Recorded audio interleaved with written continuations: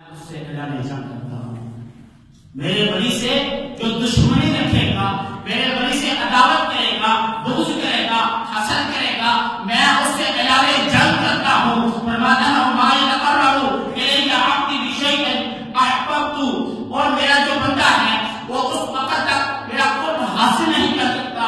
فرمایا احب الی مما افترضته الیہ، جو میں نے اس پر فرض کیا ہے اس کو جب تک ادا نہیں کرتا وہ اس وقت تک میرا قرب حاصل نہیں کرتا۔ فرمایا نہیں، فرائض کے بعد کیا چیز ہے؟ فرمایا وما یزال عبدی یتقرب الی بالنوافل، جو میرا بندہ ہے وہ فرائض کے بعد نوافل ادا کر کے جو اس نے ادا کیے ہیں اس کی وجہ سے میرا خاص قرب پا لیتا ہے۔ پھر کیا ہوتا ہے؟ فرمایا حتی یہاں تک کہ احبہ، میں اسے اپنا محبوب بنا لیتا ہوں۔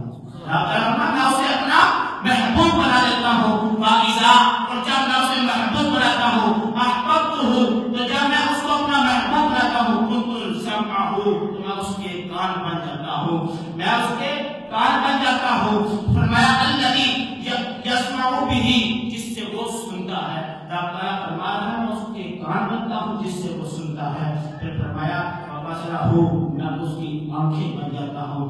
الذی یبصر بہ، جس سے وہ دیکھتا ہے۔ پھر اللہ رب العزت اشارہ مدد دیتا ہوں، میں اس کے ہاتھ بن جاتا ہوں۔ الذی یبطش بہا، جس سے وہ پکڑتا ہے۔ ورجلہ، اور میں اس کے پاؤں بن جاتا ہوں۔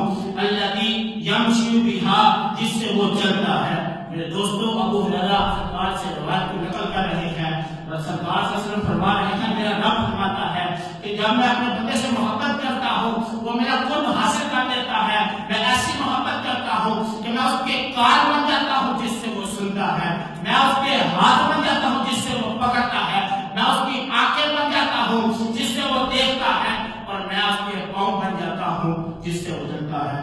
یہ گمان نہ ہے، یہ صرف میں بات نہیں ہے کہ نعوذ باللہ رب تعالیٰ اس میں سما جاتا ہے۔ رب تعالیٰ زمین، مکان اور جسم سے پاک ہے۔ آپ کو جو شیشے کے آگے آپ کھڑے ہو نا تو آپ کو اپنا عکس نظر آئے گا، نہ کہ وہ شیشے کے اندر نظر آ رہا ہے وہ آپ ہی ہیں، لیکن وہ آپ کے ڈپلیکیٹ بن نہیں جاتا۔ جب ہم پانی میں چاند کو دیکھتے ہیں، چاند حقیقی اوپر ہوتا ہے، اس کا عکس اس میں آ جاتا ہے۔ اسی طرح رب تعالیٰ فرماتا ہے کہ میں اس کے کان بن جاتا ہوں جس سے وہ سنتا ہے، یعنی اللہ رب العزت کا وہ مظہر عطم بن جاتا ہے۔ خدا تعالیٰ کا اس کا کان بننا، اس کے کان تو اسی کے ہوتے ہیں لیکن قدرت خدا تعالیٰ کی آ جاتی ہے، اس پر اللہ رب العزت کا خاص کرم ہو جاتا ہے۔ جب اس پر اللہ رب العزت کا خاص کرم ہوتا ہے تو اللہ رب العزت فرماتا ہے میں اس کے کان بنتا ہوں۔ اس وقت میرے امام حضور رحمۃ اللہ علیہ نے ارشاد فرمایا قدمی ہذہ علی رقبۃ کل